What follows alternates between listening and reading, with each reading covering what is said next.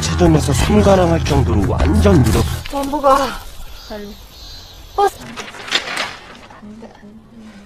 사는데 27에 죽는데. 점이 많았다. 나도 뭔가 하고 있다는 기분이 들었다. Halo guys, kembali lagi di channel Topeng Hitam Official guys ya. Bagaimana kabar kalian hari ini? Semoga kalian selalu sehat dan banyak rezeki ya guys. Kali ini kita akan membahas seluruh alur cerita film Queen of Walking. Kisah ini berawal dari sebuah keluarga yang baru saja membeli mobil. Anak perempuan mereka yang bernama Manbok mabuk dan muntah. Tidak hanya di mobil ayahnya, Manbok juga mabuk di bus saat ia bersama rombongan kelasnya saat pergi study tour. Karena kejadian itu Manbok dijuluki si tukang mabuk. Secara fisik Manbok baik-baik saja, tapi karena ia terus mabuk saat berkendara, ayahnya pun melakukan segala hal agar ia tidak mabuk. Sayangnya tak ada satupun cara yang berhasil. Hingga ia remaja, Manbok masih saja mabuk. Karena itulah Manbok memilih berjalan kaki ketika bepergian kemanapun. Jarak ke sekolahnya memakan waktu 2 jam.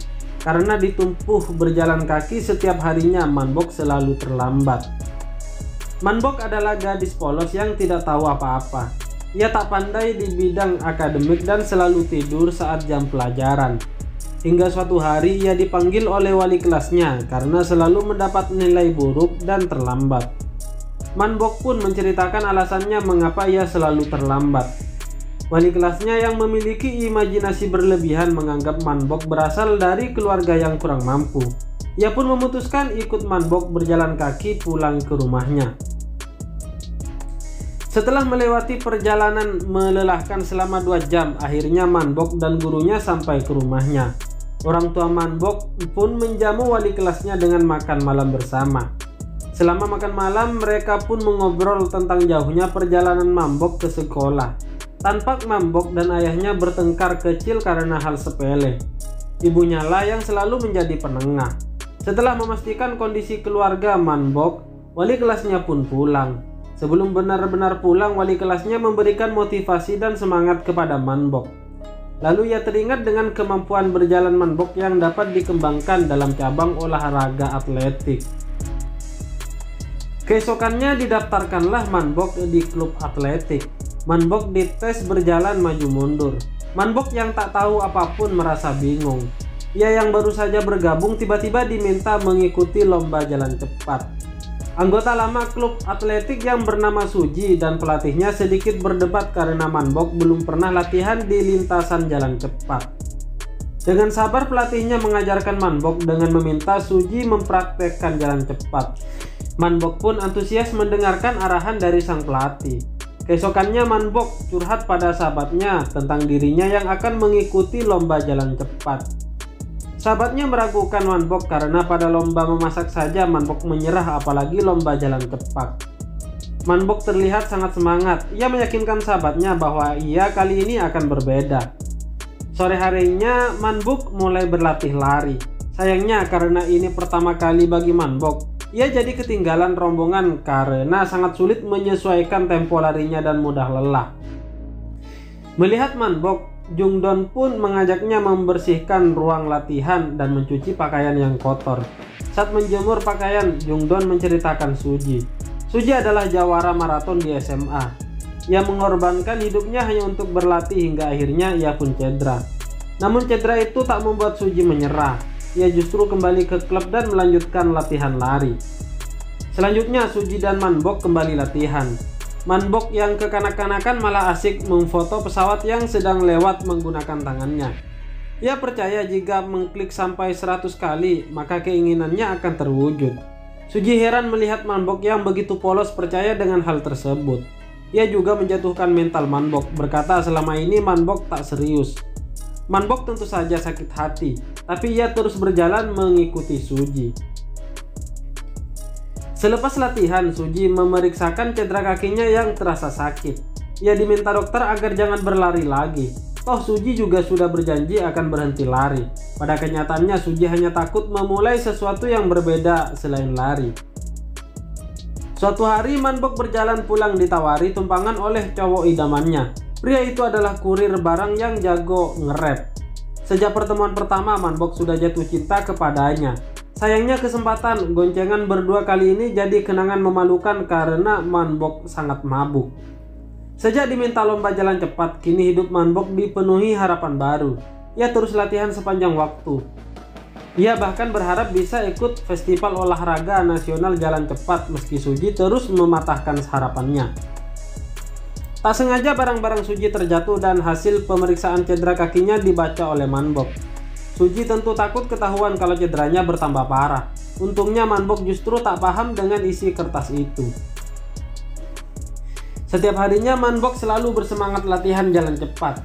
Ia bahkan sudah membayangkan menjadi juaranya. Hingga H-1 lomba, pelatihnya mengumumkan seluruh pemain berkumpul di terminal bus besok pagi.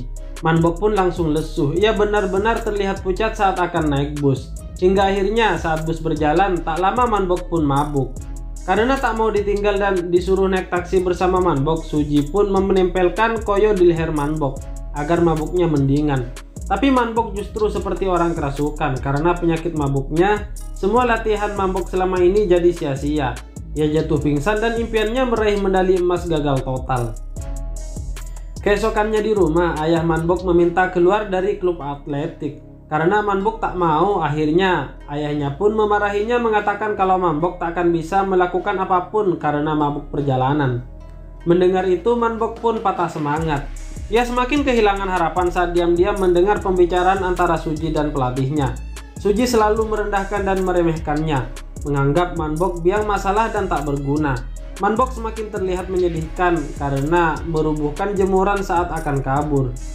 Saat ditanya sang pelatih, Man-bok pun membenarkan semua yang dikatakan Suji dan diputuskan keluar dari klub atletik. Sepulangnya dari sekolah, Man-bok hanya bisa menangis. Sejak itu pula hidupnya kembali seperti semula, tak bersemangat dan selalu terlambat.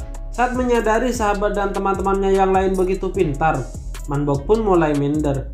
Ia merasa tertinggal dengan yang lain. Untuk itu saat liburan musim panas, Man-bok mengambil kelas tambahan. Di sekolah, wali kelasnya kembali memanggilnya karena mendengar Man-bok telah keluar dari klub atletik. Saat itu ia kembali dibujuk agar kembali latihan jalan cepat. Gurunya bahkan berjanji akan selalu mendukungnya. Menurut gurunya itu, Man-bok tak boleh berhenti di tengah jalan dan harus terus mencoba. Saat jam pelajaran, Man-bok pun mulai sadar. Ia memutuskan kembali ke klub atletik. Ia langsung kena interogasi senior-seniornya karena keluar masuk klub atletik sesukanya.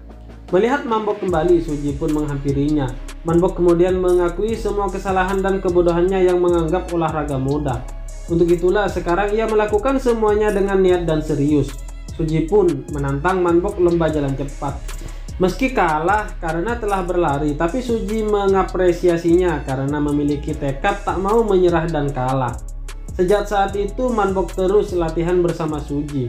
Hari-harinya kembali ia habiskan untuk jalan cepat dan membentuk ketahanan. Ia pun dan Suji jadi semakin dekat. Saat itu tak sengaja mereka bertemu pria yang disukai Man-bok. Melihat sikap Suji yang jutek, pria itu langsung jatuh hati kepadanya. Singkatnya, pada suatu hari Man-bok menerima kabar bahwa dirinya diikut sertakan dalam festival olahraga nasional. Meski sangat senang, tapi Man-bok tetap menaruh kecemasan. Ia cemas dengan penyakit mabuknya, karena pasti mereka akan naik bus. Sehubung lokasi perlombaan berada di Seoul, Man-bok dan Suji mulai memikirkan solusinya. Karena terlalu keras berlatih, kaki Man-bok terluka, tapi ia menyembunyikan hal tersebut dari semua orang. Bahkan karena kelelahan dan kurang tidur, Man-bok sampai mimisan saat di kelas. Sahabatnya yang melihat Man-bok begitu berambisi untuk menang merasa iba. Ia memberikan nasihat agar Man-bok jangan terlalu berambisi dan melakukan yang terbaik. Dia khawatir Man-bok akan terluka dan kecewa. Man-bok pun kesal dengan sikap sahabatnya yang seperti itu. Menurutnya ia hanya melakukan apa yang ia suka. Ujung-ujungnya mereka pun bertengkar dan Man-bok marah kepada sahabatnya. Kemudian Man-bok menemui Suji dan mengatakan ide gila pergi ke Seoul tanpa mabuk. Man-bok akan pergi ke Seoul 1 hari sebelum hari H dengan berjalan kaki. Suji tak setuju dengan ide itu, tapi karena tak ada cara lainnya, akhirnya Man-bok tetap pergi berjalan kaki ditemani Suji. Malam itu pria yang disukai Manbok ingin bertemu dengan Manbok. Manbok sudah baper duluan mengira pria itu akan menyatakan perasaannya. Tapi ternyata dia ingin meminta nomor HP Suji karena ingin PDKT. Pria itu bahkan sudah membuatkan lagu untuk Suji. Ia tak memberikan nomor Suji padanya melainkan nomor HP sahabatnya. Tibalah hari keberangkatan Manbok. Ia dan Suji menikmati perjalanan itu dengan gembira. Sampai suatu ketika mereka mulai tak tahu arah. Sementara itu di rumah, ayah Manbok nampak cemas karena putrinya pergi dari rumah dan sekarang tak bisa dihubungi. Ibunya yang selalu membelanya memarahi ayahnya dan menyuruh ayahnya menonton Manbok di TV karena lombanya akan ditayangkan secara langsung. Malam itu karena lelah, Suji beristirahat sebentar, tapi Manbok tak mau. Menurutnya lebih baik mereka buru-buru sampai dan istirahat daripada kelelahan saat di perlombaan. Di sini Suji membukakan sepatu Manbok dan akhirnya ketahuan luka di kaki Manbok. Suji memarahi Manbok karena hal itu. Tak sengaja Suji kembali menyebut Manbok bodoh. Manbok pun tak terima, selama ini ia bekerja keras latihan hanya agar Suji tak memandang dan menyebutnya bodoh. Mereka pun bertengkar dan Manbok mendorong Suji, sehingga tak sengaja Suji pun terjatuh. Karena kejadian itu Suji tak bisa ikut perlombaan. Kakinya cedera dan ia harus dilarikan ke rumah sakit. Meski begitu, Suji tak marah dan tak menyalahkan Manbok. Ia meminta Manbok melanjutkan perjuangannya. Manbok pun hanya bisa menangis sepanjang jalan menyesali perbuatannya. Kini Manbok telah sampai di stadion. Ia bersiap untuk lombanya. Ketika lomba dimulai, Manbok langsung mengambil posisi pertama. Namun hal itu sebenarnya tidak baik mengingat di dalam jalan cepat konsistensilah yang utama. Manbok bisa kehilangan tenaganya jika terus mengeluarkan semua energinya dari awal. Melihat Manbok sudah jauh di depan, peserta yang lainnya mulai menyusul. Dan akhirnya mereka semua terjatuh karena kelelahan. Manbok menatap sekelilingnya. Ia pun memilih menyerah karena sudah tak sanggup lagi. Sedangkan yang lain terus melanjutkan dengan kondisi kelelahan. 1 tahun kemudian Manbok dan Jungdon pulang bersama. Sebenarnya sejak dulu Jungdon memendam rasa kepada Manbok. Hari itu ia ingin mengungkapkan perasaannya, tapi kesempatan masih belum mengizinkan. Suatu hari Manbok dan Suji menjelajahi berbagai tempat dengan berjalan kaki. Hal itu lantaran dirinya masih belum bisa naik bus dan kendaraan yang lain. Ya, inilah sejatinya yang diinginkan oleh Manbok. Di akhir film, Suji telah menjadi dokter tim nasional sejak berhenti dari jalan cepat. Jungdon menjalankan layanan pembersihan terbaik di kota. Wali kelas dan pelatih Manbok menikah. Sahabat Manbok menjadi PNS seperti keinginannya dan memblokir nomor pria yang disukai oleh Manbok dulu, yang terus mengganggunya. Sementara itu, adik laki-laki Manbok sudah lahir dan terakhir Manbok berhasil mengklik pesawat terbang sampai 100 kali dan ia pun mendapatkan keinginannya. Dengan begitu, film ini pun tamat guys ya. Queen of Walking mengusung cerita yang sederhana karena tidak muluk-muluk. Jika kebanyakan film bertema olahraga atau perjuangan mencapai sesuatu, biasanya diakhiri dengan pencapaian yang heroik. Maka tidak dengan film ini. Bisa dibilang karakter Manbok adalah karakter anti-hero, tapi justru disitulah uniknya. Meski tidak dipungkiri sebagai penonton kita juga mengharapkan Manbok bisa memenangkan perlombaan. Pesan di film ini pun cukup jelas, yaitu jangan mencoba untuk jadi sesuatu yang bukan diri kita. Lakukanlah apa yang diri kita inginkan meski itu dipandang sesuatu yang biasa bagi orang lain. Jangan bebani dirimu dengan menjadi orang lain guys ya. Oke, terima kasih guys. Bagi kalian yang baru menemukan channel ini, mohon dukungannya dengan cara klik like, share, dan subscribe di bawah ini. Serta aktifkan juga tombol loncengnya agar kalian tahu jika ada konten terbaru dari channel ini guys ya. Oke guys, bye bye.